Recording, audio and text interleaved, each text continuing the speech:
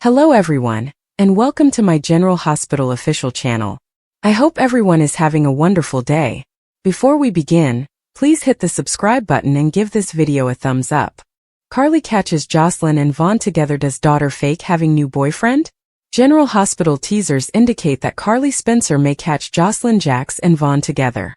Will Carly's daughter pretend to have a new boyfriend to throw Carly off track? Vaughn intends to spend more time on the PCU campus, now that he has been exposed to Jocelyn's social circle. Of course, Vaughn and Jocelyn will continue to meet privately about her WSB assignment. Carly will most likely see Jocelyn and Vaughn together at some point. That will naturally raise suspicions for Carly, who may conclude that Vaughn is someone Jocelyn is dating. Carly may become concerned if she believes Jocelyn is rushing into a new relationship before adequately mourning Dex Heller. Carly may also be concerned because Vaughn is slightly older than Jocelyn. Most of all, Carly may be irritated that Jocelyn has not mentioned the new guy in her life. Carly may feel left out, leading her to wonder what more Jocelyn is withholding from her. When Carly becomes suspicious, Jocelyn may have to cover her tracks. Whether Jocelyn goes so far as to name Vaughn her boyfriend or not, she could certainly feign a romance with him. It's better for Carly to think that than to delve too deeply for the truth. Jack Brennan may even force Jocelyn and Vaughn into this fictitious dating situation, if he believes it will assist them avoid blowing their secret. However, GH fans are aware that Vaughn and Jocelyn spent some time developing closer at the campfire. Jocelyn no longer fits in with her former life, and Vaughn is the only one who understands how she feels. Now that Vaughn and Jocelyn are truly bonding, it could pave the way for them to date for real. Perhaps a phony romance will eventually bring Jocelyn and Vaughn down a more true romantic path. Regardless, Carly noticed Jocelyn in an emotional moment with Vaughn and questioned her daughter in the aftermath. Jocelyn may have to market Vaughn as boyfriend material at some point, so keep an eye out for her love forecasts. According to General Hospital spoilers, Jocelyn may have to lie her way out of trouble, while also informing Carly of some significant news, so we'll keep you updated on any craziness that may ensue. Daniel Goddard, Henry Dalton's new professor on General Hospital, recently uploaded a thirst trap photo, and ABC viewers hope their professors like him. Read on to view the photo and the reactions to the Studley professor. Fit, hot, and appreciated. Daniel headed to Instagram over the weekend and shared a shirtless photo of himself flaunting his abs. He wore jeans and a big metal belt. Meanwhile, he inclined his head forward to show off his powerful neck muscles and clean haircut, which had weakened stubble on his upper lip. Thirsty fans react. In the comments portion of the photo that was set to the tune of West Side Gun's Einstein Kitchen, one ABC fan said, "Wow, I wish I had a professor who looked like you." Another user agreed, saying, "Like a stallion, fit, trim, and model stealin' looking hot, great muscles. You have it going on." Here are a few further reactions. Daniel Goddard, the actor who plays Professor Henry Dalton on GH, was a familiar figure to Genoa City residents. That's because an alum from The Young and the Restless has joined the ABC show. So far, admirers can tell there's something off with gorgeous Port Charles University professor Henry Dalton. Emma Scorpio Drake referenced her environmental physics teacher, Professor Dalton, in the April 10th edition to Gio Palmieri. During the presentation, Vaughn discussed her first WSB assignment with Jocelyn, Jax, and informed her that she would be enrolled in the same course. As a result, Goddard was planned to play an important role in Joss and Emma's new plot. Interacting with ABC viewers, the daytime drama show had fans wondering what was within Professor Henry Dalton's mysterious briefcase. Fortunately, Daniel chose to put the subject to his followers and offer a prize for the best fan response. After posting a video of Professor Dalton holding the briefcase, Goddard urged viewers to share their ideas about its contents. Fans adore it when the cast engages with their following, as Daniel does. What are your thoughts on the thirst trap photo that Daniel Goddard shared? Do you ever wish you had a lecturer like Henry Dalton? Do you enjoy how he encourages contact from his fans? Please share your thoughts in the comments section below. And check back frequently for the latest General Hospital cast news and updates. Today we send healing thoughts to Laura Wright of General Hospital. The actress is now healing from a knee injury sustained while doing one of her favorite things, playing pickleball. The ABC soap veteran told Soap Opera Digest about the mishap and how she was compelled to take a break and unwind.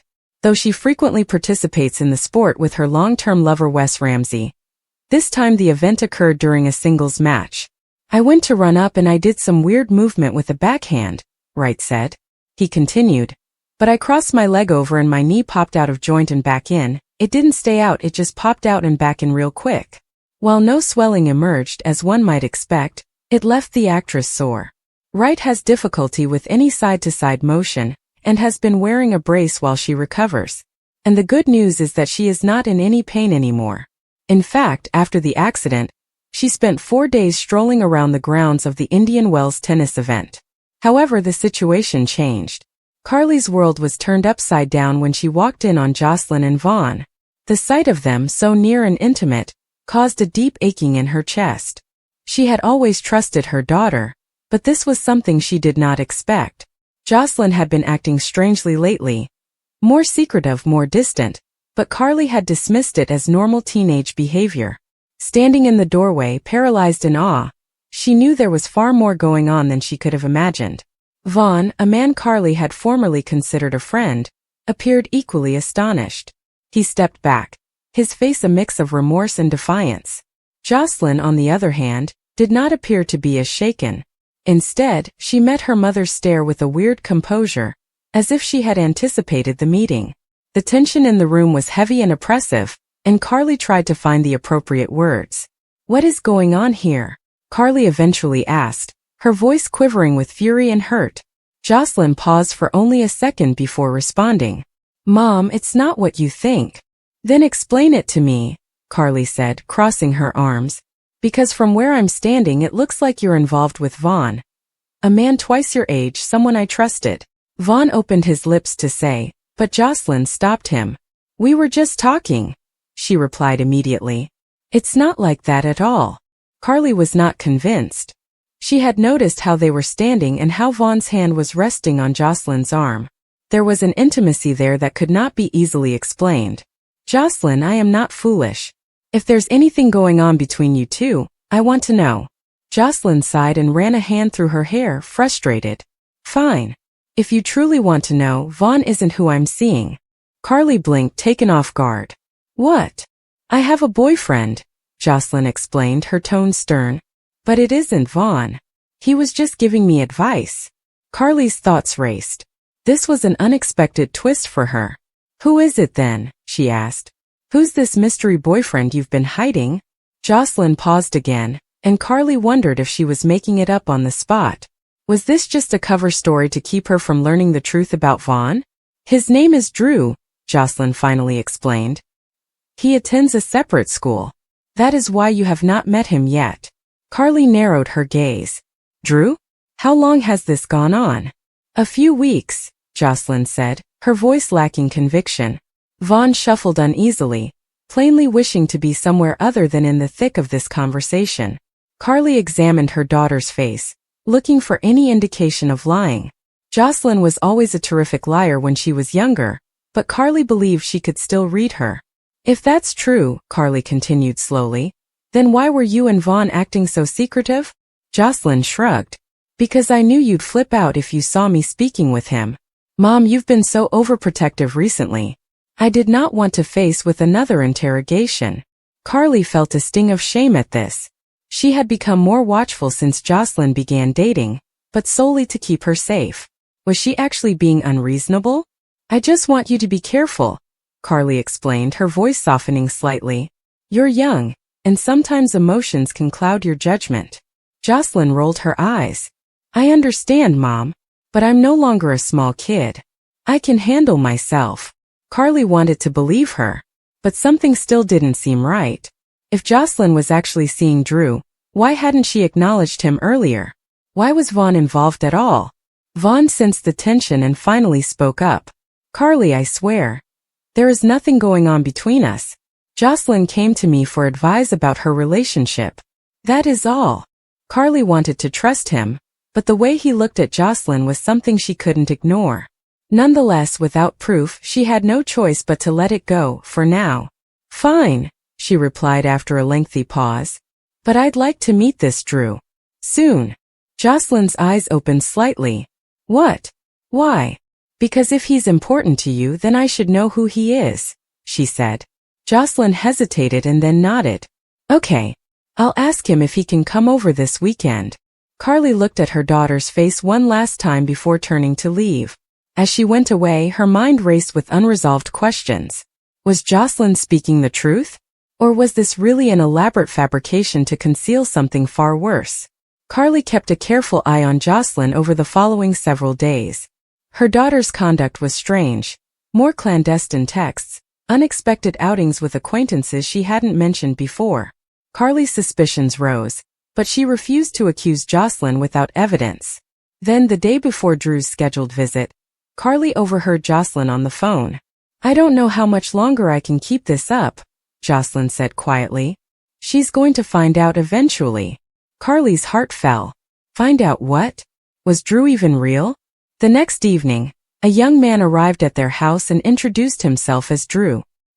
He was kind, articulate, and appeared genuinely interested in Jocelyn. Carly couldn't shake the feeling that something was wrong.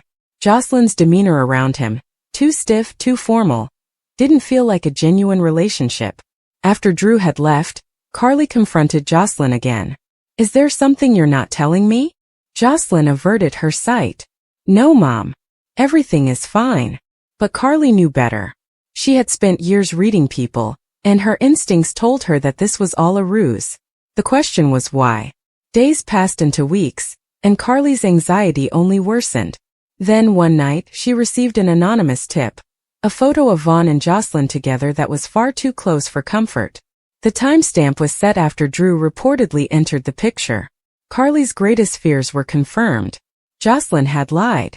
This time, confronting her daughter was more difficult. The betrayal slashed deep. How could you do this? Carly demanded, throwing the photo onto the table. Jocelyn's cheeks turned pale. Mom, I can explain. No more lies, Carly said, her voice breaking. I trusted you. And you squandered away that trust for what? A flirtation with an elderly man? Do you know how dangerous this is? Jocelyn's eyes were filled with tears. It is not like that. Vaughn cares about me. He listens to me like no one else does. Carly felt nauseous. This was exactly what she had feared. Vaughn had used her daughter's vulnerability. He is exploiting you, Jocelyn. You are too young to see it. You don't know him. Jocelyn shouted. You don't know anything. The brawl that ensued was nasty. Harsh words were exchanged, doors were slammed, and Carly was left wondering if their relationship could ever be mended. In the following days, Carly tried everything she could to keep Vaughn away from Jocelyn. She threatened legal action, cautioned him to stay away, and even contacted his family. But the harm had been done. Jocelyn refused to speak with her, believing that Carly was the enemy. What is the worst part? Carly couldn't shake her remorse. Had she drove Jocelyn away by being overly controlling? Had she overlooked the signs earlier? Jocelyn's behavior became increasingly irregular over the weeks. Jocelyn skipped school and stayed out all night, and when Carly attempted to interfere, she accused her of ruining her life. Then one day Jocelyn vanished. Carly's world shattered. She looked everywhere and called everyone, but nobody had seen her. The police were involved, but leads were limited. It was not until a week later that Carly received a call from a hospital in another state. Jocelyn had been found, alone, afraid, and finally ready to speak. When Carly came, Jocelyn burst into tears in her arms. I apologize, Mom. I was incredibly stupid. Carly hugged her tightly, tears spilling down her cheeks. It's fine, baby. We'll figure it out together. The truth emerged in parts. Vaughn had been manipulating Jocelyn, convincing her that he was the only person who understood her. Drew had served as a distraction, causing Carly to lose track of the situation. But when Vaughn knew Carly was after him, he abandoned Jocelyn, leaving her sad and hopeless. The road to rehabilitation was long. Therapy, family counseling, and many unpleasant conversations ensued. But gradually, trust began to resurface. Carly learned a painful lesson. Sometimes love requires letting go, even when every instinct tells her to grab on tighter. And Jocelyn discovered that not every man who claims to care has her best interests in mind. Ultimately, it strengthened their friendship. But the scars remained, a reminder of how easily trust can be lost, and how difficult it is to regain. General Hospital spoilers for Wednesday, May 7th, state that Lulu Spencer will consider a Giovanni Gio Palmieri jigsaw piece, while Brooklyn Quartermain makes a confession. Rocco Falconeri will also receive a special visitor, so let us discuss what's coming up in Port Charles. To begin, Emma Scorpio Drake will confide in Jocelyn Jacks, who will be anxious to learn everything she can about Emma's unusual fixation with Professor Henry Hank Dalton and this research assistant position. Following that, Jocelyn and Vaughn will meet with Jack Brennan, who will most likely request a progress report before informing them of any developments on their task. Brennan will also express some concerns about Emma, including the chance that she will become suspicious. Jocelyn and Vaughn will have to work extra hard to disguise their tracks as they pursue Professor Dalton's information, but Emma may notice warning indications eventually. Meanwhile, Brooke Lynn will confess to Harrison Chase, which should include her choice to inform Tracy Quartermain about giving up her firstborn child for adoption. Of course, Brooke Lynn did not tell Tracy who the biological father was, thus she may have predicted to Chase that her son's paternity would remain a secret. However, Lois Cerullo may be making a mess of things at GH, where she simply spoke too much while defending Gio. Since Lois said that Dante Falconeri was unaware of Joe's true identity, Dante would force her to expose it. Lois may make a nervous explanation to justify her error. Lois could easily rattle off some examples from Joe's past to demonstrate his main competency. Lois will not admit that Dante is Joe's father, but her strange statement piqued Lulu's interest. Lulu appears to have found another piece of the puzzle, bringing her closer to Dante and Joe's father-son reveal. Meanwhile, Lulu will admonish Dante for being too harsh on Gio given the circumstances. Gio should have phoned 911 or Rocco's parents right once, but he underestimated the gravity of the issue. Dante just needs someone to blame, so he's been venting his fear-fueled Rocco wrath on Gio. Brooke Lynn may also receive updates on something that perplexes her, so she may discover Dante is upset with Gio, and press Lois to explain what happened. When Gio sees Emma again, he will have a lot to tell her. Emma will soothe Gio over the terrible scenario, and deliver a pep talk following Dante's tantrums. In his hospital room, Rocco will also have another visitor. Laura Collins will be the next person to stop by, so she'll ask Rocco to explain what happened. Alexis Davis appears to be preparing a fake explanation for why Ava Jerome and Rick Lansing are present. Christina Corinthos Davis will bring up the recent automobile accident and try to disguise her guilt, but Ava and Rick are already aware she is to blame. Despite this, Rick and Ava appear to be leaving without informing Christina about their blackmail strategy. Finally, Christina will wish for peace with Alexis. Despite learning about the documents to have her committed, Christina does not want it to damage her connection with her mother or disrupt the recent excellent improvements in their family. General Hospital spoilers indicate that Alexis will accept Christina's peace offering, so she may remain silent about the cut breaks drama and how much she actually knows. The General Hospital update for Tuesday, May 6th, says that Carly Spencer will uncover a startling discovery, while Christina Corinthos Davis receives a reality check. Rocco Falconeri will also apologize, so there will be a lot of action on the ABC serial. Diane Miller will be remorseful for her role in the recent turmoil with Christina and Molly Lansing Davis, once Alexis Davis updates her on the current developments. Diane should have taken rid of the documents so Christina could commit when Alexis ordered her to, but instead she allowed them slip into Molly's hands. Christina now learns Alexis nearly imprisoned her, and she, like Molly, is furious over the news. Diane may try to help repair the damage, but Alexis may believe it is her responsibility to make things right with her girls. Despite her family's current strife, Alexis will make some predictions about how to go forward. Meanwhile, Christina will bring Lucky Spencer up to speed, so he'll give Christina a reality check and urge her to see that Alexis was right to be concerned about her going off the rails. Christina may be in need of psychiatric care after what she'd done, so Lucky will remind her of the failed Ava Jerome auto-sabotage scheme. Since Christina nearly killed two innocent individuals, Rick Lansing and Elizabeth Baldwin, Lucky will help her understand that Alexis' concerns are valid. By the end of this conversation, Christina will have decided to forgive Alexis and make a peace offering. Of course, Christina is unaware of Ava's blackmail strategy, so Alexis may want to keep it that way for fear of her daughter losing power all over again. Rick may have questions about his current arrangement with Ava, but she will remind him that they are in this together. Willow Corinthos may be able to identify the person she suspects is responsible for Drew's setup at Nina Reeves. Will Willow suspect it's Carly Spencer or Tracy Quartermaine? Willow will be wrong anyway, because Nina is the mastermind behind the Jacinda plot, which she collaborated on with Portia Robinson. At GH, Brad Cooper will negotiate with Drew Kane, who should be eager to deliver money and whatever else Brad requires. In exchange, Brad is ready to spill the beans about Portia going into Drew's medical records and ordering the perfect dose of ketamine. While Drew gathers critical information, Lois Cerullo rushes to Giovanni Gio Palmieri's defense. Dante Falconeri will chastise Gio for not taking Rocco Falconeri to the hospital right away, claiming it will be Joe's fault if Rocco isn't fine. Although Dante threatens legal action, Lois will stand up for Gio and try to persuade Dante that this was not his fault. When they finish pumping Rocco's stomach and he feels better, he'll apologize.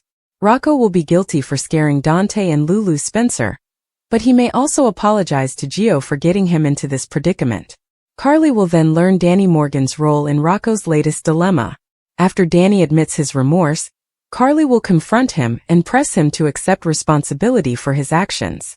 According to General Hospital spoilers, Danny may assume responsibility for Rocco's misery, because he pressured him to attend the bonfire. So keep an eye out for Dante and Lulu's reactions. Nina's refusal to reveal the truth about Drew's unlawful detention is yet another example of her putting her selfish interests before of honesty and accountability. She knew Victor Cassadine was manipulating Carly and Drew, but she chose to remain silent, leaving Drew to suffer in prison while she protected herself. This deception is especially terrible because it affects Willow's husband, Michael Corinthos, who has worked relentlessly to bring Drew home. If Willow realizes that Nina knew the truth all along but said nothing, the betrayal will be much more devastating than before. Willow's life is characterized by a reoccurring theme of forgiveness. She has forgiven Michael for concealing Wiley's paternity, Harmony for her manipulative behavior, and even attempted to move past Nina's previous betrayals. But every act of forgiveness has limitations. Willow's goodwill should not be confused for weakness. She has seen enough deception to last a lifetime, and Nina's latest crimes may be unforgivable. The main issue is trust. Willow has repeatedly shown grace to Nina, hoping that her mother will eventually choose honesty over self-preservation. However, Nina has often failed to achieve this basic expectation. Trust, once destroyed, is impossible to recover, and with each new deception, the foundation of their relationship collapses even more. If Willow discovers that Nina let Drew, a guy she considers family, to languish in prison out of anger or fear, all residual hope for reconciliation may be dashed. Another factor is Michael's impact. Michael has never truly trusted Nina, and for good reason. He has seen directly how her secrets and machinations have harmed the people he cares about. If he discovers that Nina knew of Drew's innocence but did nothing, he will be furious. Willow and Michael are so close that his emotions will undoubtedly influence her own. If Michael refuses to forgive Nina, Willow may feel forced to support her husband, further alienating Nina from the family she longs to be a part of. Nina's intentions are also important to understand. Was her silence entirely selfish, or did she truly believe she had no choice? If she feared Victor's revenge or considered that speaking up might endanger others, her actions may have been justified. However, given her history of lying, particularly with Carly and Sonny, it is difficult to give her the benefit of the doubt. Willow may hard to understand Nina's actions as anything other than a determined attempt to protect herself at the expense of others. The emotional cost to Willow cannot be underestimated. She's already gone through so much: cancer, near-death experiences, and constant turmoil in her family life. Discovering that her own mother contributed to Drew's agony could be the ultimate blow. Willow's health has always been precarious, and the stress of this betrayal could have disastrous results. Nina's actions not only have an impact on her relationship with Willow, but they may also jeopardize her daughter's safety once more. Is there a route to forgiveness? Willow would need more than an apology, true contrition and a determination to change. Nina would have to demonstrate by consistent acts that she is no longer the woman who conceals the truth to further her own goals. She would need to show genuine accountability, not just empty platitudes. Even so, forgiveness isn't assured. Some wounds are too deep, and Willow may decide that keeping her own peace means severing ties with Nina for good. The Corinthos family is notorious for carrying grudges, and Michael is no exception. If he determines Nina is unredeemable, Willow may follow suit. The couple has built their marriage on mutual trust and solidarity, and if Michael perceives Nina as a threat to their family's stability, Willow may agree. Willow's choice between her husband and her mother would be heartbreaking, but considering Nina's track record, she may elect to stay faithful to Michael. Finally, the outcome of the situation will determine whether Willow can forgive Nina. If Nina accepts full responsibility, demonstrates genuine regret, and makes significant restitution, there may be a glimpse of hope. However, if she continues to shift blame, downplay her conduct, or worse, lie again, any prospect of reconciliation is lost. Willow's heart may be generous, but even the most forgiving soul has its limits. The truth of Drew's imprisonment is a ticking time bomb, and when it goes off, the consequences will be horrific. Willow's willingness to forgive Nina is dependent on Nina's capacity to finally break the cycle of deception and prove herself worthy of a second opportunity. However, given the pain she has inflicted, the odds are not in her favor. Some betrayals run too deep, and some scars are too raw. And for Willow, this could be the betrayal that ends any hope of a genuine mother-daughter bond. The room was thick with tension, the kind that clung to the air like humidity before a storm. Brooke Lynn stood at the window, her fingers nervously tracing the edge of the curtain, as if looking for an anchor. She had mentally rehearsed this moment 100 times, but now that it was here, the words felt foreign, trapped in her throat like a betrayal she couldn't swallow. Across from her, Dante observed with that calm focus that made her feel as if he could see right through her carefully crafted barricade. She'd always been good at portraying the confident, self-assured Quartermain, but tonight the mask was sliding. "I need to tell you something," she said, her voice lower than normal and almost hesitant. The weight of what she was going to divulge crushed against her chest. She had kept a secret for far too long. It wasn't just about her. It was about Lulu, the accident, and the puzzle pieces that still did not fit. Dante's countenance changed slightly, with a flicker of concern crossing his face. He had spent months looking for answers, clinging to every potential lead in the aftermath of Lulu's accident. And now Brooke Lynn was standing here, preparing to reveal a portion of the truth that she had kept hidden. She took a long breath to steady herself. "It's about Gio." The name hung in the air between them, loaded with connotations. Dante's jaw tightened almost imperceptible, but she noticed it. His body tensed, his fingers curled slightly at his sides. Gio had been a loose thread in the investigation, a name that had been mentioned but never completely explained. Brooke Lynn had known more than she had admitted, and now that Lulu's life was still in danger, the guilt was too much to take. "I knew he was involved," she said, lowering her gaze to the floor. "Not in the way you think, not immediately. But I overheard something. A discussion I wasn't intended to hear." The words replayed in her head like a broken record. She had gone to the Metro Court that night, slipping into the hallway outside one of the private conference rooms, drawn by the sound of conversations. Gio had been there, his voice shrill and aggressive. At first she hadn't paid much attention. Gio was always up to something, but then she heard Lulu's name. That had completely halted her. Dante took a step closer, his voice low and forceful. "What have you heard, Brooke Lynn?" There was no accusation in his tone yet, but she could sense it coming.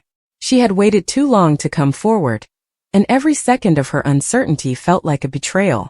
"They were arguing," she explained, swallowing hard. Gio was upset about money or a failed transaction. He said Lulu was getting too near, that she was asking too many questions. The inference was obvious. Lulu's probe into Joe's transactions had put her in danger. Brooke Lynn knew that much, but she had no idea how far Gio would go. She had convinced herself that wasn't her responsibility, and Lulu could manage herself. But then the accident happened and everything started falling into place. Dante's expression hardened. "And you didn't think of telling anyone?" The question was more than just professional, it was personal. Lulu was his wife and mother of his children. Every day she stayed in that coma brought more unanswered questions, anguish, and frustration. And Brooke Lynn knew something that could have helped. "I should have," she said softly, her voice breaking. "I understand that now. But at the time I didn't consider it serious. Gio was constantly talking big and making threats he didn't mean. Think.